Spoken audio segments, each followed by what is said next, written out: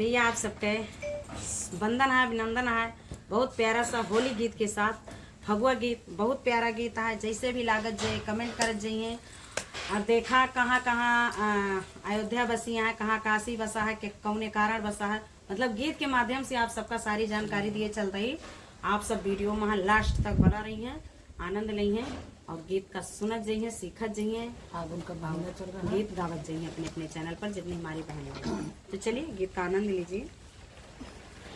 कि भैला बीरज के बासी ये सुगना, भैला बीरज के बासी, भैला बीरज के बासी ये सुगना, भैला बीरज के बासी, भैला बीरज के बासी ये सुगना, भैला बीरज के बासी।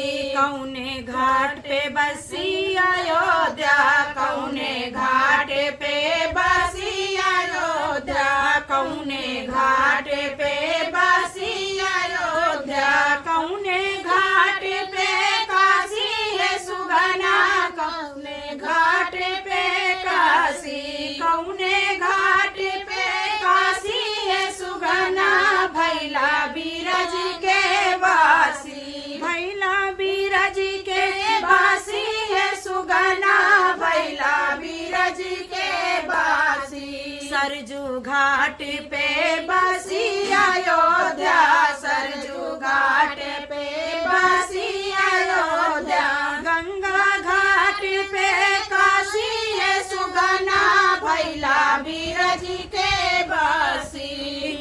अरे गंगा घाट पे काशी है सुगना, भैला बीरज के बासी, भैला बीरज के बासी ये सुगना, भैला बीरज के बासी। काहे करण बसी अयोध्या, काहे करण से बसी अयोध्या, काहे करण से बसी अयोध्या, काहे करण से काशी है सुगना, भैला बीरज के बासी, काहे करण से काशी है सुगना, भैला बीरज के बासी, भैला बीरज के बासी है सुगना, भैला बीरज के बासी।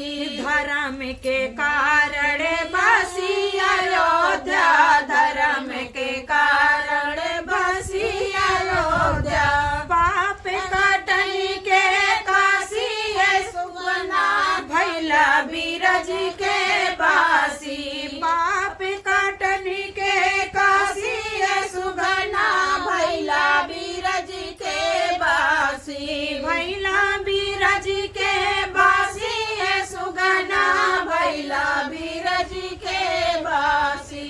का करे राम का करे राज में बसी अयोध्या, के करे राज